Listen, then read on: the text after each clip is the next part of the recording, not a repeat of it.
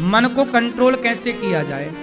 मन आपका बच्चा है, मन आपका बच्चा है। जैसे बच्चे बड़े चंचल होते हैं, फिर माँ ही डांट फटकार के उसको पढ़ाई लिखाई में लगाती है, अच्छे कामों में लगाती है। उसी तरह ये मन हमारा बच्चा है, इसे भी डांट फटकार के लगाना पड़ता है। कथा में लगाओ मन, कीर्तन में लगाओ मन, गीता पढ़ने में लगाओ मन। जब धीरे धीरे कथा में, गीता में अच्छी जगह मन लगने लग जाएगा तो आप देखेंगे कि धीरे धीरे आपका मन आपके कंट्रोल में होगा। कैसे होगा? प्रैक्टिस करत करत अभ्यास के जड़मति होत सुजान। जैसे मंदारी बंदर को कंट्रोल कर लेता है, अपने वश में कर लेता है, ऐसी आपको भी मन क्या करना है, अपने मन आपके हिसाब से चले। अभी आप क्या हो रहा है, मन के हिसाब से आप चल रहे हैं। मन को लगा, मन ने कहा रबड़ी खाते हैं तो आप खा लेते हैं, मन ने कहा समोसा खाते हैं आप खा लेते हैं, मन ने कहा यहां चलते हैं चल पड़े, मन ने कहा ये बोल दो बोल दिया। नहीं, मन आपको क्यों चलाए? मन आपका गुलाम है कि आप मन के गुलाम हैं? आप मन के गुलाम हैं कि मन आपका गुलाम है? हैं? हाँ, सच्चाई ये है कि मन हमारा गुलाम है, लेकिन वो इतना हावी हो गया है हम पर कि उसने हमें अपना, जैसे अंग्रेजों ने अपना गुलाम बना लिया आपको, मुगलों ने अपना गुलाम बना लिया आपको, ऐसे अब मन ने आपको अपना गुलाम बना रखा है। जब तक मन के गुलाम रहोगे तब तक तुम्हारा मन भगवान में कैसे लगेगा? क्योंकि मन हो गया राजा और आप हो गए मन के गुलाम। जब आप राजा बनोगे और जब मन गुलाम होगा तब ना आप मन से कहोगे मन चल भगवान के चरणों में लग, तब ना मन लगेगा। अब हो उल्टा रहा, वो आपको आदेश कर रहा है जबकि आदेश आपको पारित करना था। अब आप चल रहे हैं मन के हिसाब से। क्यों मैया? सही है। इसलिए मन के हिसाब से ना चलो, मन को अपने हिसाब से चलाओ। कैसे होगा ये? प्रैक्टिस, अभ्यास। क्या नहीं हो सकता ये बताओ। बड़े बड़े साधु संत क्या कर रहे हैं? अपने मन को कंट्रोल। मन को इतना जीत लो, इतना वश में कर लो कि मन पैसे की तरफ ना भागे, पराई औरत की तरफ ना भागे। अभी तुम्हारा मन इतना खुला है कि कोई तुम्हारे सामने से गुजरता है या गुजरती है, आप आंखें फाड़ फाड़ के उसे देखते हैं।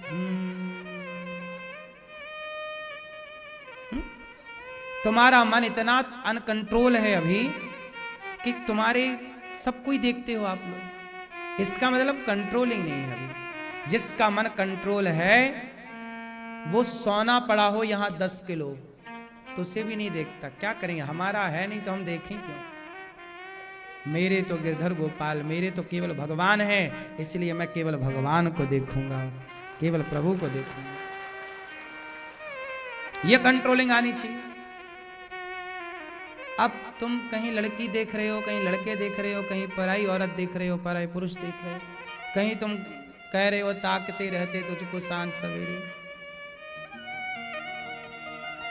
और सुनो, आप अपने आप से सवाल करो, आपका मन जा रहा है कि नहीं, भटक रहा है कि नहीं? और इसी चंचलता में तुम मर जाओगी मैया। क्यों मैया? कब तक और गुलाम रहोगी मन की, बताओ? कर रहे हो? अभी नहीं हुआ, अभी मन चढ़ाई है आपके ऊपर है। तो कब आएगी आपकी स्वतंत्रता दिवस? कब फहराओगी झंडा? मैं जीत गई, मन हार गया, मैं जीत गई, मन। मन के हारे हार है और मन के जीते मन ही मिलावत राम से, मन ही करत फजीत। मन की गति है अटपटी, मन की गति है अटपटी, झटपट लखेना कोय। मन की जब खटपट खटपट मिटे तब झटपट झटपट दर्शन होए। मन पूरा खेल किसका है? इसलिए रोज मंदिर जाओ, रोज नहीं तो अपने घर में तो मंदिर है आपके, अपने घर पे रोज भगवान को थोड़ा ध्यान से देखो, मन को भगवान के चरणों में लगाओ, फिर मन को भगवान की आंखों को देखो, कितनी अच्छी भगवान की आंखें, कितना सुंदर स्वरूप भगवान का, एक एक अंग को जी भर के देखो और देखते देखते आंखें बंद कर लो, भगवान की वही छवि मन मंदिर में बसाओ और भगवान का चिंतन करते रहो, भगवान का ध्यान करो, मन को प्रभु में लगाओ। हर बुरी आज लोगों का यही सवाल है, गुरुजी हमारा मन नहीं लगता। मन लगता नहीं है, मन को लगाना, हाँ, मन को जैसे किसान बकरी चराता है, गाय चराता है, तो हाथ में क्या लिए रहता है, बोलो, डंडा। गैया जरा गलत खेत में घुस गई तो मारता एक डंडा, सीधी हो जाती है। बकरी जरा यहां वहां घुसी, एक डंडा मारता, हाँ या ना। किसान पहले हल चलाता था, क्या चलाता था, तो अर्र लिए रहता था। अर्र जानते हो, खेत में नहीं देखा, अर्र जानती हो मैया, एक बांस का डंडा होता है, उसमें पैनी सी एक कील होती है, किसान लोग प्रयोग करते हैं। बैल चलता नहीं तो उसको पीछे से हल्का सा आए तो आप बस टुकुर टुकुर देखना, अपने आप आपके हृदय में निर्मलता आएगी और करुणा जागेगी, प्रेम जागेगा। मन को वश में करना है तो सेवा करो। अब आदमी सेवा करे ना तो मन कैसे लगे भैया। आप कहते हो हमारा मन नहीं लगता, लेकिन ये दास अनिरुद्ध कहता है कि हमारा तो बहुत मन लगता है, कोई भी काम हम करते हैं हमारा बड़ा मन लगता है। देखो हम आपको 3 घंटे कथा सुनाते हैं, कथा सुनाने में हमारा इतना मन लग जाता है कि कई बार हम भजन गाना भी भूल जाते हैं, भजन आपको सुनाना भी भूल जाते, कथा में मन लग गया, सुनाते रहें, ये बात सुना दें, ये आपके ज्ञान की बात है, ये बात हम हर बात आपके मतलब की सुनाते हैं कि आपका 3 घंटा बर्बाद ना हो। 3 घंटे में कम से कम 10-20 करोड़ का ज्ञान तो लेकर ही जाओ। तो मेरा तो ये उद्देश्य है कि आप यहां से करोड़पति बन के जाओ। हम तो ज्ञान ही दे सकते हैं ना, और क्या दे सकते हैं आपको, जो है वही ना देंगे। ज्ञान अनमोल होता है, ज्ञान क्या होता है, ज्ञान की कोई कीमत, इसलिए ज्ञान अनमोल है। इसलिए हम आपसे कहते हैं कि मन को वश में करना है, सत्संग करो और सेवा करो। अपनी माँ के पांव दबाओ, अपने पिता के पांव दबाओ, अपने बूढ़ों की पांव दबाओ, बूढ़ों की सेवा करो, बूढ़ों को उनको चलो आज दादाजी के लिए हम कुछ बाजार से उनके पसंद की खाने की चीज लेकर आते हैं, चलो आज हम अपनी माँ के लिए शॉपिंग करने चलते हैं, आज माँ की पसंद की साड़ी लेकर आते हैं। आप कभी अपने माँ अपने पिता को पसंद के कपड़े दो, कभी पसंद का भोजन दो, सेवा करो भाई, सेवा। जो दूसरों के बारे में सोचने लग जाता है ना, फिर उसे अपने बारे में नहीं सोचना पड़ता, उसके बारे में बैठकर भगवान सोचते रहते हैं कि ये है ये दास अनिरुद्ध, हमारा मन बहुत लगता है सेवा में। सवेरा हो जाता है, आज हम कल गोवा गए थे ना, आपको बताए थे, कथा सुना के गए, दिल्ली से फिर फ्लाइट पकड़ी, 3-2.5 घंटे की फ्लाइट जाने की, 2.5 घंटे की फ्लाइट आने की। वहाँ गए, वहाँ का कार्य जो था, कार्यक्रम जिनसे भी मिलना जुलना था, सत्संग करना था, जिनसे भी कुछ ज्ञान की 2 बातें करनी थी, किए, चले आए हम सुबह 5:45 बजे यहाँ, और 6 बजे आके फिर अपने कामों में लग गए, सेवा में। हम तो काम करते हैं, और हम ये नहीं कि चलो जी आज थके, पूरी रात नहीं सोए तो चलो अब सो लेते। कैसे सो लें, काम करना है, काम। आप कहेंगे जी मन नहीं लगता, हमारा तो कोई संडे भी नहीं होता बीच में, तो काम करने में ना मन लगता नहीं है, लगाना पड़ता है। मन को इतना बिजी कर लो कि भटकने के कोई ऑप्शन ही ना हो। हमारा बहुत मन लगता है कथा सुनाने में, कथा हम सुनाने बैठे तो सुनाने में मन लगता है, हम माताओं के पांव दबाने बैठे तो पांव दबाने में मन लग जाता है, कीर्तन करने बैठे तो कीर्तन में मन लग जाता है, हम ध्यान करने बैठे तो ध्यान में मन लग जाता है। सच्ची बताएं, हमारा मन वहीं लगता है जहां हम चाहते हैं। क्यों? क्योंकि हमने अपने मन को अपने कंट्रोल में रखा है। हमने अपने मन को हमारा मन भाग नहीं सकते। भगवान का ध्यान करेंगे तो मन लगेगा, क्या मजाल के मन ना लगे। आप लोग कहते हैं भगवान कब मिलेंगे, मैं कभी नहीं कहता कब मिलेंगे, मिलेंगे क्या, मिल चुके, मिले हैं। आपका मन अभी कंट्रोल नहीं है तो आप कह रहे हैं कब मिलेंगे। ये तुम्हारा मन कंट्रोल ना होने का प्रश्न है। ये सुई में धागा कब जाएगा? जब सुई स्थिर होगी तब, या सुई हिलेगी तब? बोलो। सुई स्थिर है तो धागा चला गया। क्या बिना स्थिरता के सुई में धागा कभी जा सकता है? संभव है? हम सुई को हिलाते रहें तो आप धागा डाल सकते हैं? बोलो। हाँ, जैसे धागा को जाने के लिए सुई का स्थिर होना चाहिए, ऐसे भगवान का हृदय में प्रवेश करने के लिए मन का स्थिर होना चाहिए। मन स्थिर है तो भगवान तो वो धागा है ना, प्रवेश कर गए। फिर बाहर की खोज नहीं है कि बाहर मिलेंगे राम, बाहर मिलेंगे कृष्ण। बाहर की खोज नहीं है। आओ अब भीतर चलते हैं। तुम गाओ तुम रो कि मन नहीं लगता, हमारा तो इस सवाल ही नहीं रहा, कभी नहीं रहा, कभी। आज नहीं, जब हम बचपन में जब गाय चराते थे गांव में, तब भी हमने कभी किसी से ये नहीं पूछा कि हमारा मन नहीं लगता। क्या मजाल के मन ना लगे। पढ़ाई करते थे तो पढ़ने में, हम अभी भी पढ़ने बैठते हैं तो पढ़ते ही रह जाते हैं। क्या करें, मन है, लग जाता, हर जगह मन लगता हमारा। भटकने का और भागने का तो कोई सवाल ही खड़ा नहीं होता। कंट्रोल, अपने भीतर शासन करो, अपने मन को गुलाम बनाओ। 4 थप्पड़ रोज मारो मन के, रे मन तू सत्संग कर चल। कपिल भगवान ने दिव्य ज्ञान दिया। मां देवहूति ने पूछा कि प्रभु ये बताओ, ये भक्ति क्या है? क्यों भक्ति किसे कहते हैं? क्या करें कि भक्ति होए? क्या है भक्ति? भगवान में लीन हो जाना भक्ति। ठीक है, आप बताओ भैया, भक्ति किसे कहते हैं?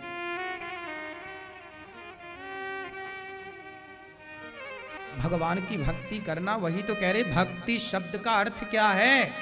क्या है भक्ति? क्या है भक्ति? उल्टा लटके भक्ति है, सीधा लटके भक्ति है, यज्ञ करें भक्ति है, तीर्थ जाएं क्या भक्ति है, माला जपना भक्ति है, कि यज्ञ करना भक्ति है, कि पांव दबाना भक्ति है, कि रोटी खवाना भक्ति है, कि पानी में जाके डुबकी लगाना भक्ति है? क्या भक्ति है? पानी में डूब जाना? अच्छा, भक्ति किसे कहते हैं मैया? चश्मा वाली मैया। मुसलमानों के देश कितने हैं? 52 से ज्यादा। क्योंकि उन्होंने अपना धर्म नहीं छोड़ा, टोपी लगाना नहीं छोड़ी, नमाज पढ़नी नहीं छोड़ी। किसी मुसलमान ने आज तक कुरान को जलाया नहीं। लेकिन ऐसे तमाम हिंदू मिल जाएंगे जो रामचरितमानस को जला रहे हैं, जो भगवत गीता को बोलते हैं मैं नहीं मानता। तुमने अपने धर्म से प्यार नहीं किया, इसलिए मुसलमानों ने प्यार किया तो उनके वामन देश बन गए, और तुमने अपने धर्म से प्यार नहीं किया, इसलिए पूरी दुनिया में एक भी सनातन राष्ट्र नहीं है, एक भी हिंदुओं का देश नहीं है। भारत को बनाने का कह रहे हैं कि सनातन राष्ट्र बनाओ, तो लाख सवाल हिंदू ही करते हैं कि क्यों बनाओ। गद्दार यहां मुसलमान नहीं था साहब, गद्दार यहां हिंदू ही था। मोहम्मद गौरी का साथ किसी मुसलमान ने नहीं दिया, पृथ्वीराज के ससुर ने दिया था, जिनका नाम जयचंद। इसलिए मेरी प्रार्थना है कि अपने धर्म को, कितने लोग चाहते हैं कि भारत सनातन राष्ट्र बने? कितने लोग चाहते हैं? यदि 52 देश मुस्लिम राष्ट्र हो सकते हैं, 30 से ज्यादा देश क्रिश्चियन राष्ट्र हो सकते हैं, तो एक लौता भारत हिंदू राष्ट्र, सनातन राष्ट्र काहे नहीं हो सकता भाई? और सनातन का मतलब है, मैं सनातन का मतलब भी अभी समझाऊंगा। सनातन का मतलब है केवल हिंदू ही नहीं, सनातन मतलब हिंदू नहीं, सनातन मतलब जैन, सनातन मतलब हिंदू, सनातन मतलब जैन, सनातन मतलब सिख, और सनातन मतलब बौद्ध। मैं एक सवाल पूछूं आप लोगों से, अभी बांग्लादेश में से हिंदुओं के मंदिर जलाए जा रहे हैं, बांग्लादेश से सनातनियों को, हिंदुओं को खदेड़ा जा रहा है। तो मुझे बताओ कि जब हिंदुओं पर अत्याचार हुआ बांग्लादेश में, तो क्या बांग्लादेश के जैन सुरक्षित रहेंगे? उत्तर दो। क्या बांग्लादेश के सिख सुरक्षित रहेगा? क्या बांग्लादेश का बौद्ध सुरक्षित रहेगा? हिंदू पर संकट आएगा तो जैन पर भी संकट आएगा, हिंदू पर संकट आएगा तो सिख पर भी संकट आएगा, हिंदू पर संकट आएगा तो बौद्धों पर भी संकट आएगा। हिंदू सुरक्षित है तो जैन, सिख और बौद्ध सुरक्षित है, क्योंकि ये हम चारों भाई भाई की तरह रहना चाहते हैं। हम चारों अलग नहीं, सनातन का ही टुकड़ा है ये, चार विभाजित, चार हिस्से हो गए सनातन के। जैन क्या है? जैन सनातनी ही है। सिख कौन है? सनातनी ही है। बौद्ध कौन है? हमारे 24 अवतारों में एक अवतार हुए हैं भगवान बुद्ध, तो भगवान बुद्ध को मानने वाले बौद्ध हो गए। तो हम सनातन सुरक्षित है तो ये सब सुरक्षित हैं। जरा सोचो कि यदि भारत धोखे से मुस्लिम राष्ट्र बन गया तो क्या इस देश में सनातनी रह पाएंगे क्या? क्या जैन रह पाएंगे क्या? क्या सिख रह पाएंगे क्या?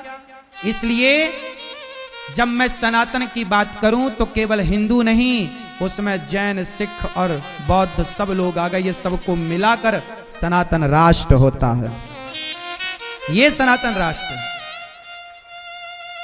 सनातन राष्ट्र की जरूरत है।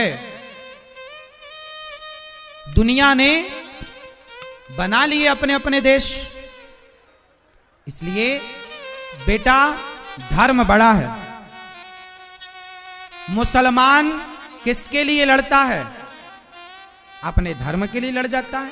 मुसलमान कट्टर है अपने धर्म के लिए। मुसलमान को लोगों ने कहां से जोड़ दिया? बोलो, कैरेक्टर ढीला, चरित्र से जोड़ दिया। अब मुझे सवाल आपसे पूछना है कि क्या श्री कृष्ण कोई ऐसे व्यक्ति थे जिनका कैरेक्टर ढीला था? जिन्हें आप भगवान कहते हो, जिनकी आप पूजा करते हो, और एक तरफ पूजा करते हो और दूसरी तरफ आप उन्हें कैरेक्टर ढीला कहते हो, तो ये तो बड़ी शर्म की बात है। भले आप लोग इसका अर्थ ना जाने, बोलते तो है ना लोग, बात बात में यही बोल देते हैं, यार तुम करो तो रासलीला, हम करें तो। आप भले किसी भी अर्थ पर बोलें पर बोलते यही सेंटेंस है। हाँ या ना?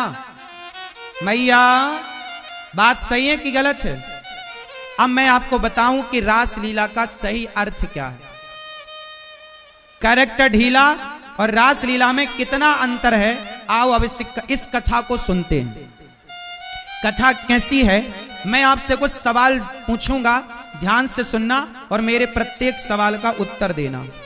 सुनो, सवाल यह है कि पहले कथा स्टार्ट करते हैं, बीच बीच में मैं सवाल पूछूंगा।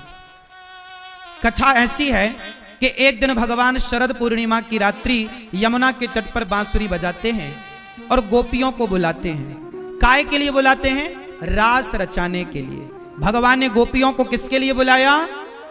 जोर से, पीछे के भक्त बताएंगे। काय के लिए बुलाया?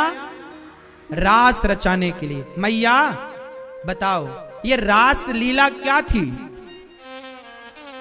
क्यों भैया बताओ? ये सब आप लोगों को पता होना चाहिए। इसलिए पता होना चाहिए कि कल आपके सामने कोई कहे कि तुम करो तो रासलीला, हम करें तो कैरेक्टर ढीला, तो आप उसके इस प्रश्न का तुरंत उत्तर दे सकें कि भाई तुम ये गलत कह रहे हो। रास का अर्थ जब पता होगा तब ना आप सामने की बात का खंडन कर पाओगे। अर्थ तो पता ही नहीं और आप लोगों ने जानने की कोशिश भी नहीं की। अब सुनो ध्यान से।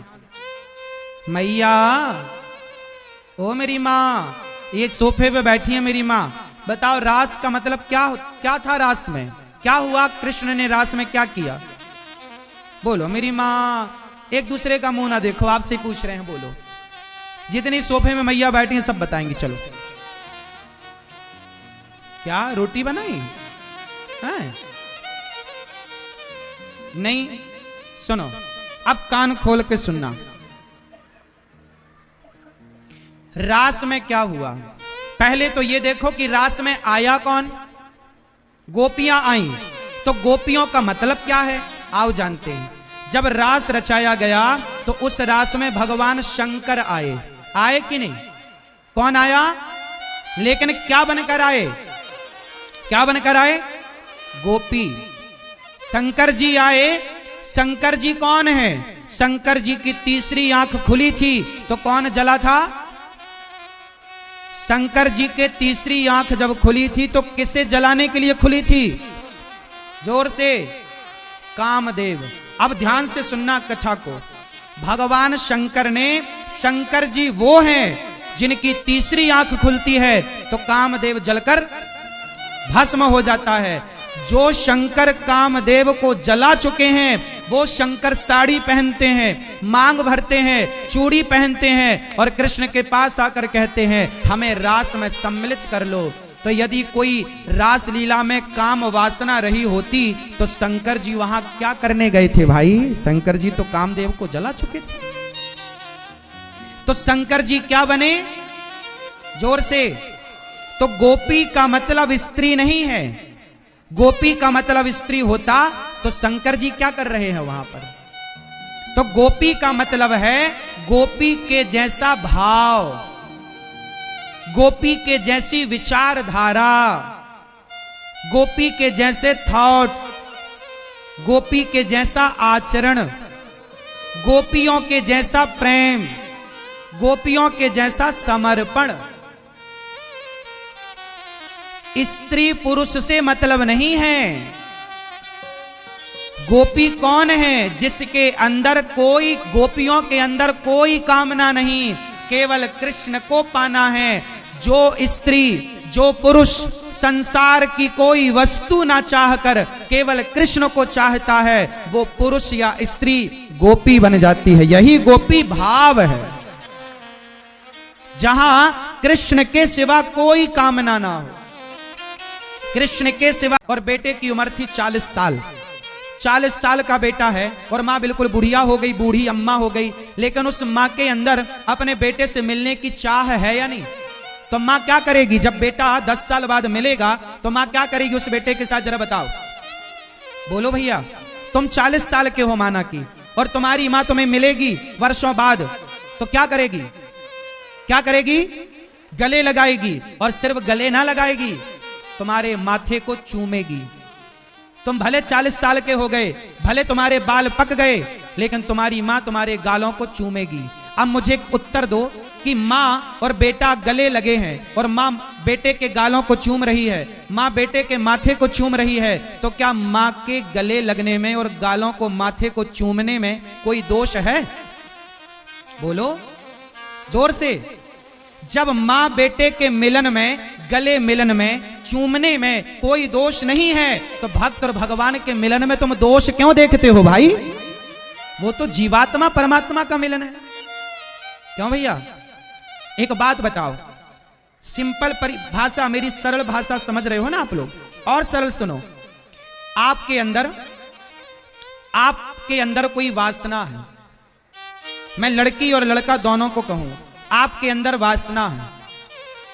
आपका शरीर वासना से जल रहा है, तीव्र वासना है आपके अंदर। लेकिन आपकी वासना है और तभी आपकी माता आ जाए, मां आपकी, तो क्या मां को देखकर वासना और बढ़ेगी कि खत्म हो जाएगी? उत्तर दो। 0 हो जाएगी। अच्छा, एक लड़की के अंदर वासना है और तभी उसका पिता आ जाए तो पिता को देखकर वासना बढ़ेगी कि खत्म हो जाएगी? जोर से। अरे भाई, जब सामान्य माता पिता को देखकर बच्चों के अंदर कोई वासना जागती भी है तो माँ बाप को देखकर समाप्त हो जाती है। तो जब भगवान के आगे कोई जीव जाएगा तो वो वासना होगी भी तो खत्म ना हो जाएगी भगवान को देखकर, क्योंकि वो तो त्वमेव माता च पिता, भगवान तो सबके माँ बाप हैं। तो भगवान को देखकर क्या किसी के अंदर वासना रह सकती है? उत्तर दो ना, कॉमन सेंस। सामान्य सी तो बातें हैं, मैंने बहुत कठिन बातें तो नहीं कही आपसे। वासनाएं वहां नहीं होती जहां माता पिता होते हैं। क्यों? और जब भगवान सामने होंगे तो क्या वासना होगी फिर? तो गोपियों के अंदर कोई वासना थी ही नहीं। अब गोपियां कौन हैं वो भी मैं आपको सुनाऊं। हुआ क्या कि जब राम जी 14 वर्ष के लिए वनवास गए, सुनो, मैया सुन रही हो न मां, या पंचायत कर रहे हो मां, या सो रही हो मां। सुनो, जब राम 14 वर्ष के लिए वनवास गए तो 14 वर्ष में राम बहुत सारे गांव से गुजरे। कहां से गुजरे? तो गांव की स्त्रियों ने राम को देखा।